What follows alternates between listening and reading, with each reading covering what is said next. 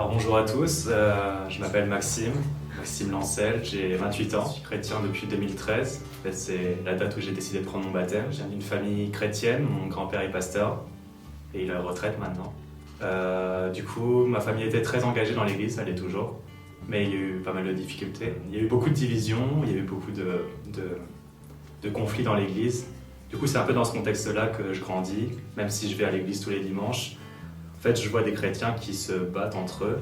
Enfin, je vois des chrétiens qui agissent, qui sont capables d'agir avec le contraire de l'amour. À l'église, on prêche l'amour, et je vois des chrétiens qui peuvent se comporter pire que dans le monde. Du coup, moi, je fais mon chemin.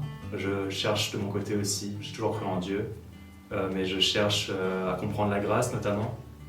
En fait, on dit que Jésus est mort à la croix pour nos péchés. C'est un truc que j'essaie de comprendre, sauf que j'ai du mal à comprendre comment un Dieu qui a créé l'univers, tout ce qui nous entoure, peut s'intéresser à ma petite vie, moi qui suis minuscule à l'échelle de la Terre, encore plus à l'échelle de l'univers. Alors imaginons un Dieu qui a tout créé. C'était très compliqué, sauf qu'à ce moment-là, du coup, je pensais à un Dieu très théorique.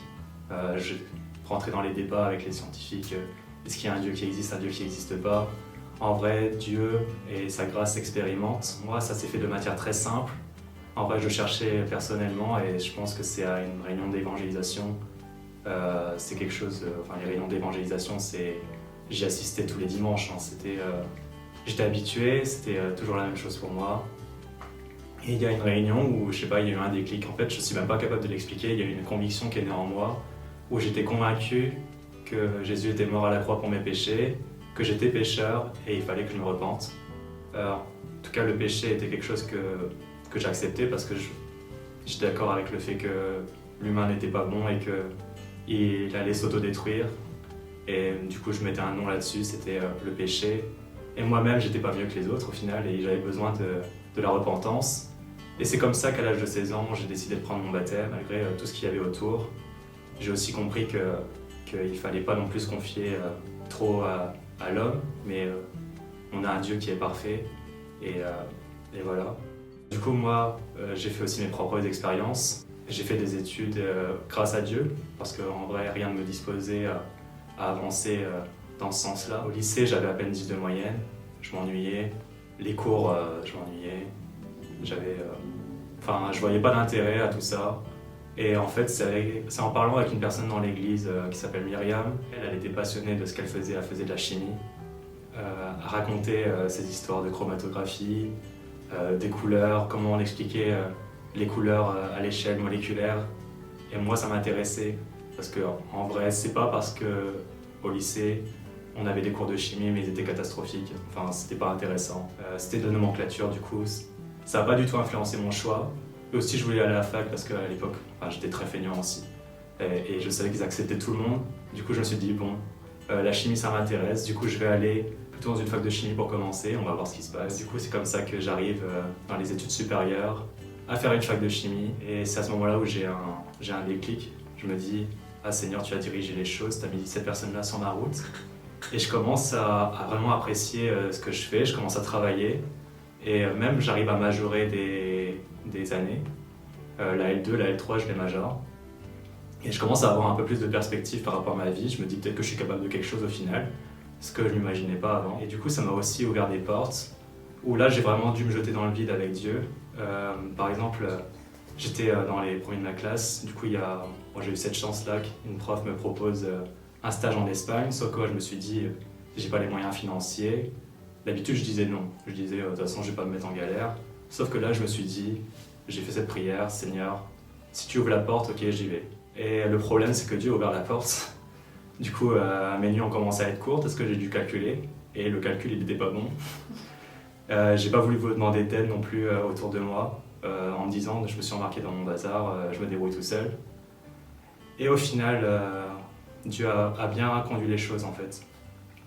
Déjà, je suis parti avec quelqu'un en Espagne. Il parlait parfaitement espagnol, moi je parlais pas un mot. Du coup, au moins, ça allégeait un peu le prix de l'appart, le voyage. Bon, le voyage, j'ai pris un Flixbus. J'ai pas pris de risque. 35 € pour aller à Madrid, c'était assez rentable. C'était 18 heures de trajet. Après, ça m'a En fait, il y a un moment quand même où je me suis dit, en fait, je vais pas avoir assez. Et juste le dernier jour avant que je parte, il y a mon oncle qui est venu me voir et qui m'a dit, mais attends, tu pars en Espagne, tu pars avec quel argent en fait? Et il m'a envoyé 200 € juste comme ça. Et heureusement qu'il m'a envoyé ces 200 €, sinon je pouvais pas manger en fait. Et du coup, c'était compliqué. Et après, j'ai été dépendant des bourses Erasmus qui sont arrivées pile au bon timing. Je pense qu'à 2-3 jours près, j'étais en galère pour payer le loyer et tout ça. Je commençais à avoir des gros problèmes. Les bourses ont mis du temps. Vraiment, ils ont travaillé ma patience. Je pense que le Seigneur il a travaillé ma foi à ce moment-là. Parce que j'étais très anxieux. Du coup, en voyant que les choses n'avançaient pas, je me suis dit, oh purée, je me suis mis n'importe comment. Je vais jamais rentrer en France correctement. Et du coup, non, au final, le Seigneur a toujours permis que le timing soit parfait. Et surtout, il m'a appris à avoir confiance en lui jusqu'à la dernière minute. Des fois, c'est extrêmement dur. Et tout est rentré dans l'ordre. J'ai fait mon stage en Espagne.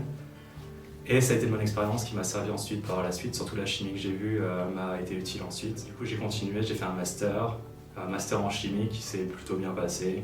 Je faisais ce que j'aimais, alors c'était cool. Et là, j'ai aussi pris un nouveau risque. En fait, j'ai fait à peu près la même prière que j'avais fait en L3. Pendant mon stage de M2, je voyais des... En fait, j'avais pas envie de rester en Normandie. Parce que je me suis dit, j'ai fait assez toute ma vie en Normandie, il est peut-être temps de voir ailleurs. Je regardais la région parisienne. Après, j'étais un peu inconscient parce que je me rendais pas compte de l'envergure de ce choix-là.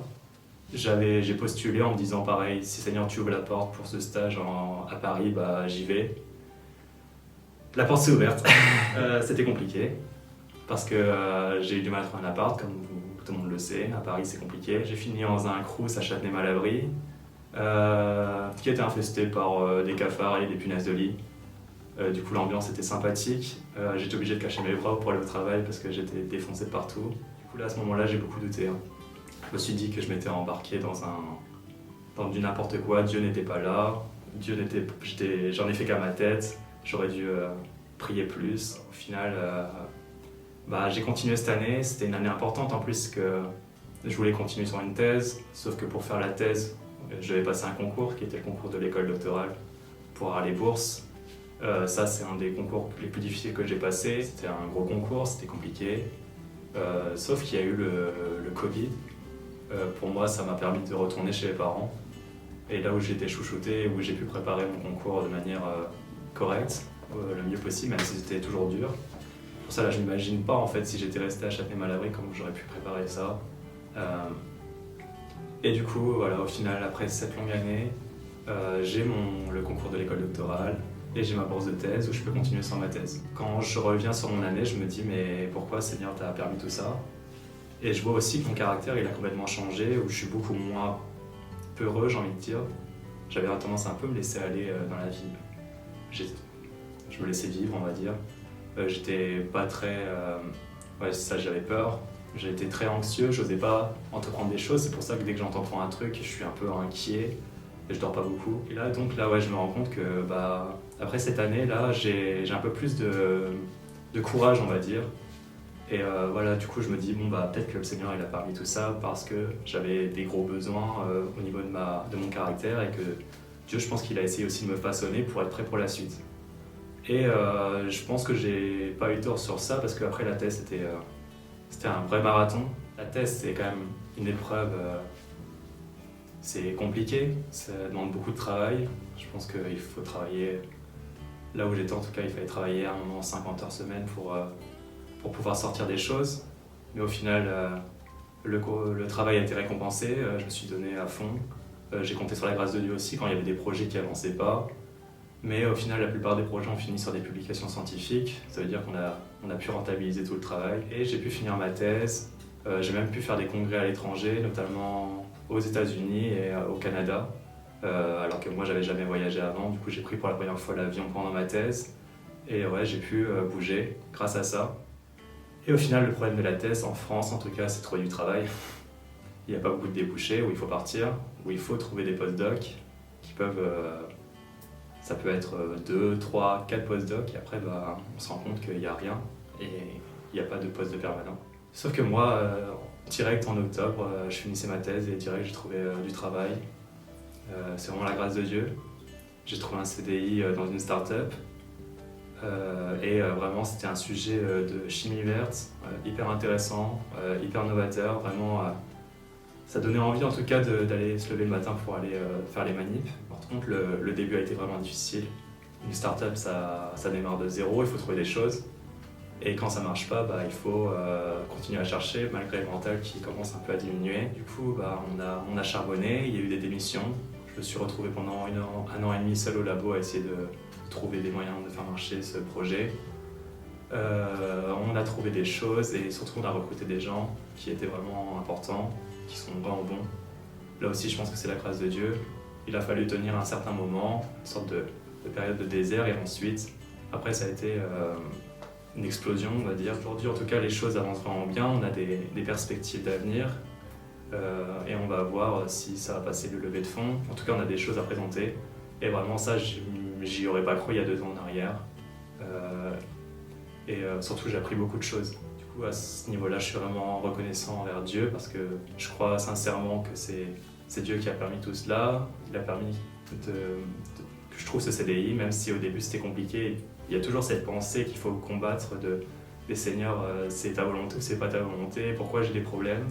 Au final, il faut tenir un certain temps et après, c'est le combat qui permet la victoire derrière. Et voilà. Au niveau de ma vie personnelle, du coup, voilà un petit peu. Je voulais aussi parler de ce qui est arrivé dernièrement. Mon frère en a fait un AVC à l'âge de 26 ans. C'était très dur parce qu'on ne s'y attendait pas. En fait, personne ne s'attend à un AVC à l'âge de 26 ans. Et là encore, il y a des combats dans les pensées. On peut remettre tout sur le dos de Dieu. Je pense pendant la nuit de l'AVC, je me suis combattu moi-même en me disant que Dieu était au contrôle et que Dieu avait un plan. Il faut savoir que mon frère est pasteur stagiaire, ce qui est encore plus déroutant. En fait, très rapidement, on s'est rendu compte que Dieu était au contrôle. Dans tous les services où il est passé, il y avait des chrétiens qui nous donnaient des nouvelles régulièrement. Et dès le matin, après l'AVC, déjà, il faut savoir que le caillot a été débouché très rapidement. Tous les timings étaient parfaits, en fait, tout était parfait. Et le matin, il était capable de reparler, même s'il y avait du retard au niveau de la discussion et tout ça. Et il faut savoir qu'aujourd'hui, il n'y a aucune séquelle, ce qui est vraiment un miracle. Il a fait un AVC, il n'y a aucune séquelle aujourd'hui, je suis allé en vacances avec lui. Et vraiment, moi, je reconnais la grâce de Dieu là-dessus. En fait, je suis vraiment reconnaissant parce que j'étais à 2 doigts de perdre mon frère. Et voilà. Après, on se demande encore une fois, pourquoi Dieu t'a permis qu'il y ait cet AVC. Et après, il y a toutes les débouchés spirituels. Il est pasteur stagiaire, ça fait du bruit dans l'église. Quand un jeune pasteur fait un AVC, derrière, l'église elle se mobilise et spirituellement, tout le monde avance au final puisque le combat a été gagné.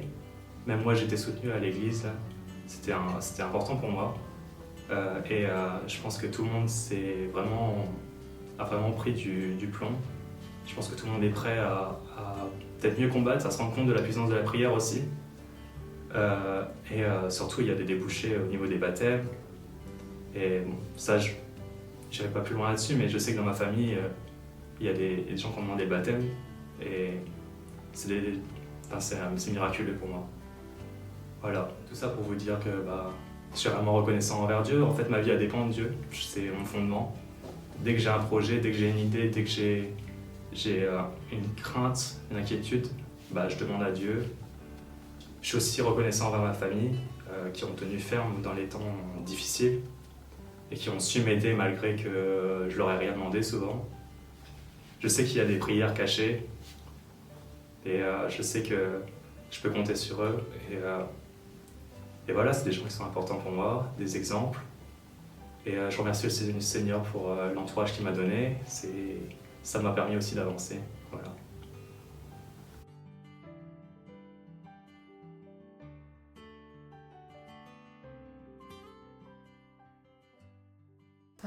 Première question, est-ce que tu peux détailler ta rencontre avec Dieu?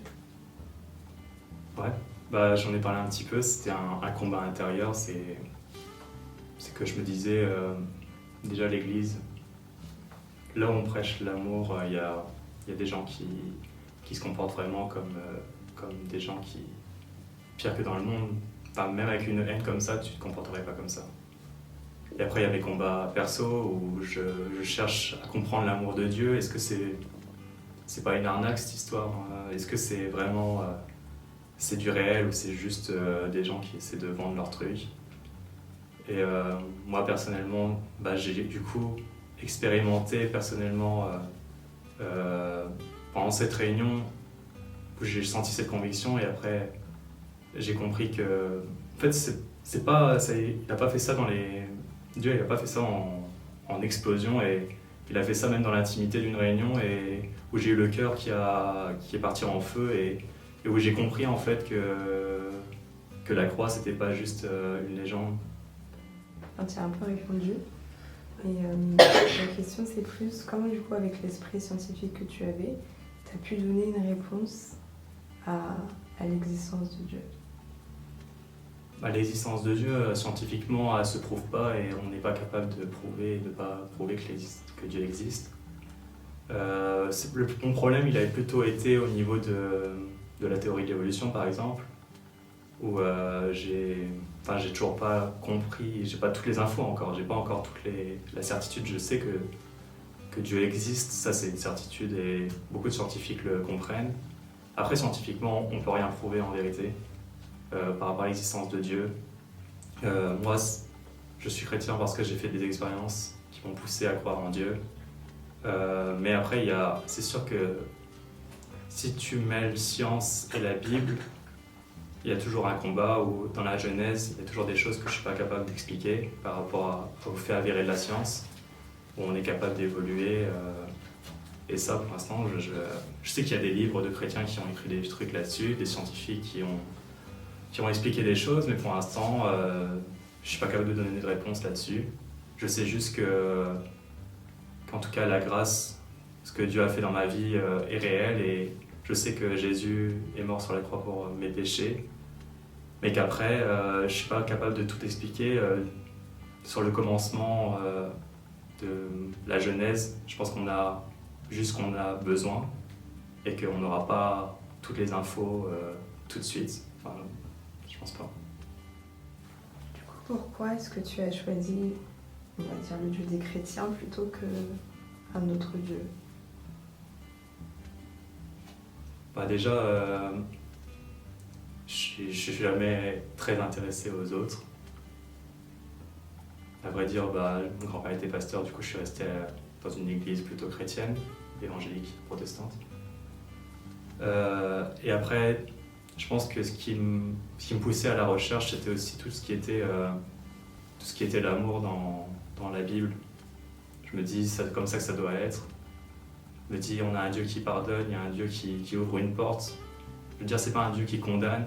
Et c'est ça, je pense, la seule chose qui m'a d'abord poussé à continuer à venir à l'église. Et du coup, tu répètes souvent l'amour, parce que du coup, le Dieu de la Bible, c'est un Dieu d'amour.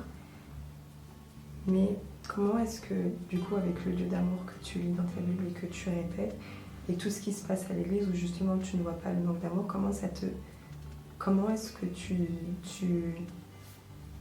c'est plutôt ce que tu vivais, est-ce que ça a un impact sur ta vision de l'église et sur ta relation avec Dieu? C'est sûr que ça a toujours un impact sur ma relation à l'église. Quand je suis arrivé à P19, je me suis pas ouvert tout de suite.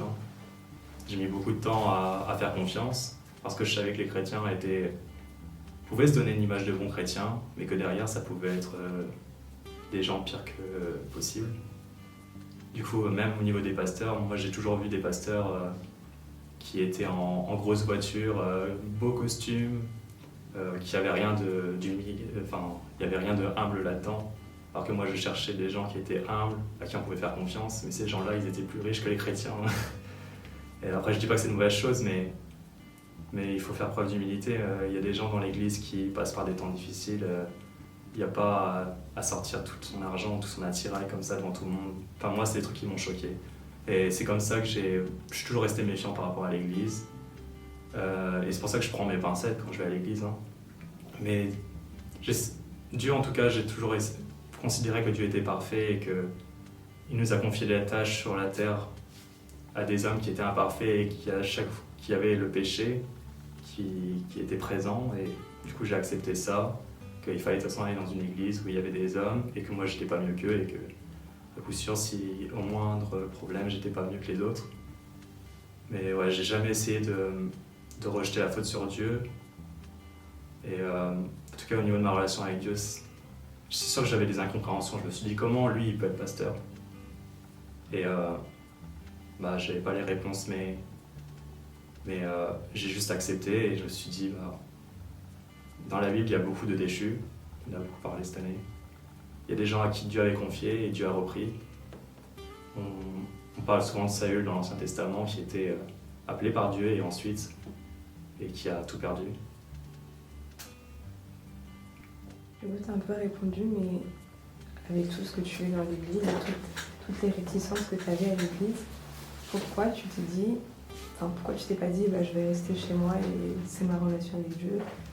Pourquoi tu t'es dit je vais quand même continuer à l'église alors que tu étais quand même très méfiant J'étais un suiveur en vrai. Je n'osais pas dire à ma mère que j'allais rester le dimanche matin à dormir.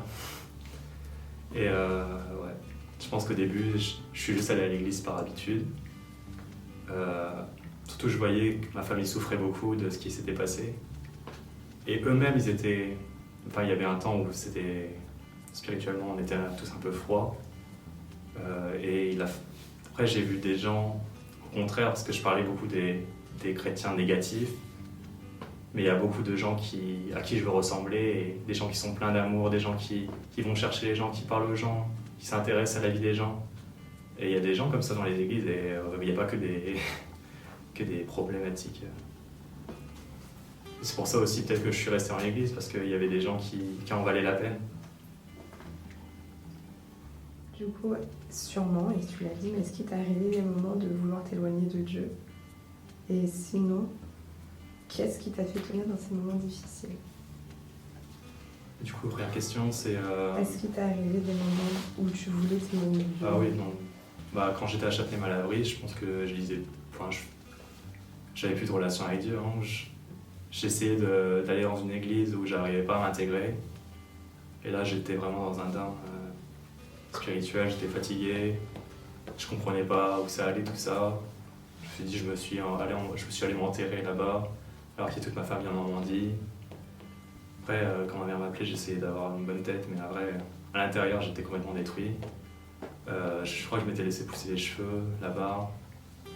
Vraiment, j'allais pas du tout bien, et là, je m'étais vraiment éloigné. C'est après, quand je suis rentré en Normandie, où j'ai repris petit à petit, toujours au sein de ma famille, où je me suis rechargé, et après c'était bon, quand je suis retourné dans le 19e, quand j'ai trouvé ma place dans le 19e, c'était mieux. Et ouais, c'était compliqué. Vraiment, j'ai pas été à la hauteur à ce moment-là, j'ai abandonné en vrai. C'est juste que les choses ont fait que j'ai pu retourner chez mes parents, et après j'ai pu me réparer tranquillement. Quand tu dis t'as pas été à la hauteur, c'est... Je pense que Dieu il me testait, il voyait si je pouvais avoir confiance en lui dans ce moment-là, et en vrai j'ai lâché. Mais je pense qu'il s'y attendait, j'étais pas à la hauteur. Mais maintenant j'utilise cette période-là pour avancer dans les épreuves. Je pense que quand il y a des dingueries qui arrivent, je me souviens de ces moments-là où à la fin il y a eu un début, il y a eu une fin. Et il faut juste tenir, et après ce qu'il y a derrière par contre c'est... Parce que moi ça a débouché sur une thèse et le CDI ensuite, du coup il fallait tenir à ce moment-là. Et voilà, maintenant je suis fier de mon parcours. Comment du coup t'as discerné que c'était... à ce moment-là c'était vraiment l'amour de Dieu, ou que c'était pas... Enfin, tu t'es pas dit... en fait c'est juste ton hallucination. Comment ça se fait que tu t'es dit ouais là je reconnais Dieu, je sais que c'est Dieu qui agit, c'est Dieu qui a fait quelque chose? Quand j'ai avancé dans tes moments difficiles, je mettais ça en prière, et si je voyais que la porte s'ouvrait, je laissais les choses se faire, et si je voyais que les choses se faisaient, je continuais à avancer. C'était pas plus compliqué que ça. Je remettais ça dans la prière.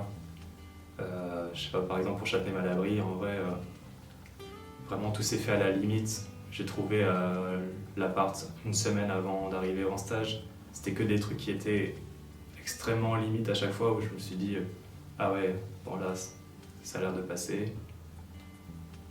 Mais ouais, c'était peut-être risqué comme façon de penser. Est-ce que le fait d'avoir, on va préciser, le fait d'avoir un grand-père pasteur, est-ce que ça a été une source de pression? Et dans la même question, est-ce que le fait d'avoir aussi toute ta famille chrétienne, c'était comme si tu voulais, entre guillemets, suivre la tradition? Parce qu'ils l'ont été, donc je vais pas prendre une autre voie. Et le fait du coup que ton grand-père soit pasteur, est-ce que tu as senti une pression de toujours bien faire, de toujours rester... Je pense pour moi c'était assez atténué. Je pense que mes parents, enfin la génération d'avant, ils devaient être irréprochables. Moi j'ai pas eu cette pression-là, surtout que c'était à la fin, enfin comme je vous ai dit, il y avait des divisions. Au final, il y a eu beaucoup de dégâts. Je pense que là, les gens ils essayaient juste de faire comme ils pouvaient. Et en vrai, on m'a jamais mis une pression plus que ça. Même si je sais que quand on allait à des endroits où mon grand-père était connu, on nous reconnaissait, alors que je connaissais pas les gens, comme si j'étais quelqu'un de bien, alors qu'en vrai, ils le savaient pas les gens. Et du coup, ils m'associaient à mon grand-père en vrai, alors que ça, ouais, c'était peut-être une pression ça. Est-ce que ça t'arrive encore aujourd'hui de douter malgré tout ce que tu as vécu, est-ce que ça t'arrive d'avoir des moments où tu doutes de Dieu? Ouais, malheureusement tout le temps. Là, ouais, là par exemple pour lundi, je sais que j'ai une grosse journée et je me dis est-ce que, en fait, je doute de moi plus que de Dieu pour l'instant. Mais c'est sûr que quand il y a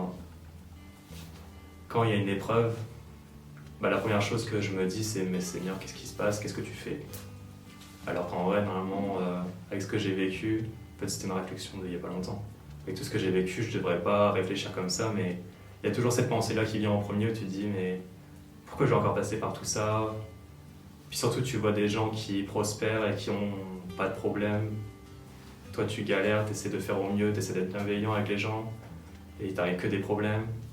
Tu te dis Seigneur, il faut me laisser respirer un peu à un moment parce que là au bout d'un moment je vais les lâcher en fait. Mais Seigneur il me permet toujours il met toujours la bonne personne au bon moment, la bonne situation au bon moment. Surtout les problèmes se résolvent par eux-mêmes la plupart du temps. C'est assez bizarre. Il y a des problèmes qui peuvent être bloqués pendant 2-3 ans et en une semaine c'est réglé. Et ouais, des fois je comprends pas. Des fois je suis spectateur de ma vie en vrai. J'arrive pas à comprendre. Du coup, dans ce que tu dis, tu as l'air de beaucoup être exténué de ta foi chrétienne. Et pourquoi est-ce que tu continues du coup de t'accrocher, que tu continues de croire, alors que ça a l'air d'être épuisant? C'est épuisant, mais en vrai, je peux pas vivre sans Dieu, c'est tout. Juste, je connais mes faiblesses et je sais que je suis pas capable de grand chose en vérité. Je sais que je dois tout à Dieu et même si je suis fatigué aujourd'hui, je sais que Dieu il pourvoira. En vrai, je suis pas si fatigué, je me plains beaucoup. Mais ouais, je fais confiance à Dieu, même si je râle et que j'ai l'air d'être désagréable. En vrai, je m'attends à Dieu et je sais qu'il agira au bout d'un moment. Et en plus, je me plains alors que tout marche. C'est ça qui est fou. Mais oui, non, je suis pas si fatigué que ça non plus. Mais pour rien au monde, je retournerai dans le monde, ça c'est sûr. Parce que vraiment, rien m'attire là-dedans. Peut-être quand j'étais ado, les trucs comme ça, il y a des trucs que je regrettais peut-être de pas avoir. Mais là, je suis en paix en tout cas, avec tout ça. Est-ce que tu saurais expliquer pourquoi tu doutes de toi? J'ai pas encore trouvé la source. Je sais pas. Mais en tout cas, je sais que j'ai ce problème de confiance en moi depuis un petit moment. J'essaie de le cacher comme je peux, mais après, des fois, tu es dans une situation où tu peux pas le cacher. Juste, des fois, je peux détruire moi-même. Enfin, je me vends pas bien. Et dans ce monde, en tout cas, dans le monde du travail, les gens ils savent se vendre. Moi, je dis mes faiblesses avant de dire mes forces. Et ouais, non, j'ai pas trouvé la source encore de la confiance.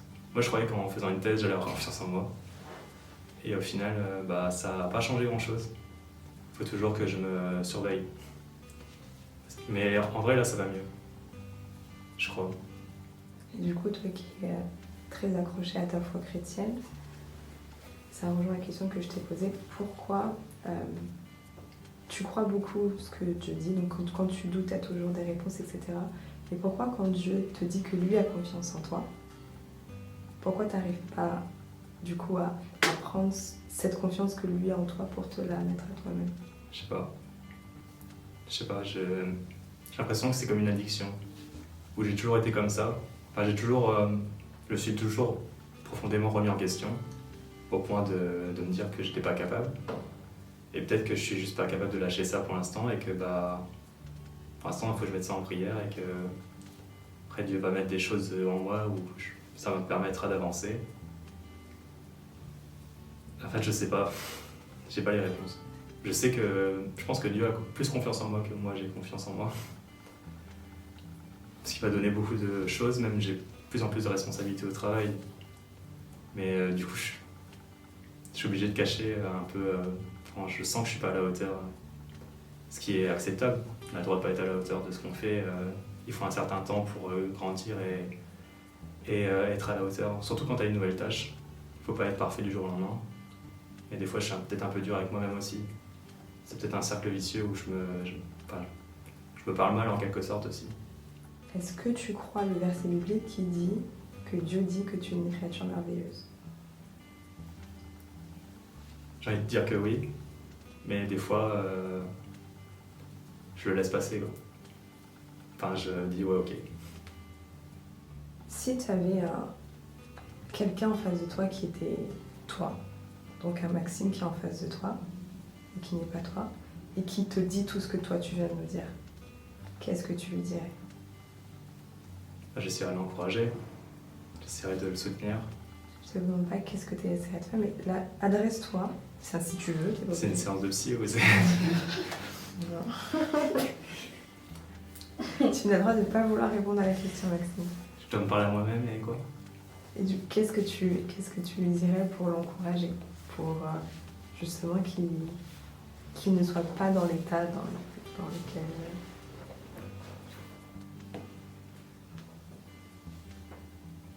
Je sais pas.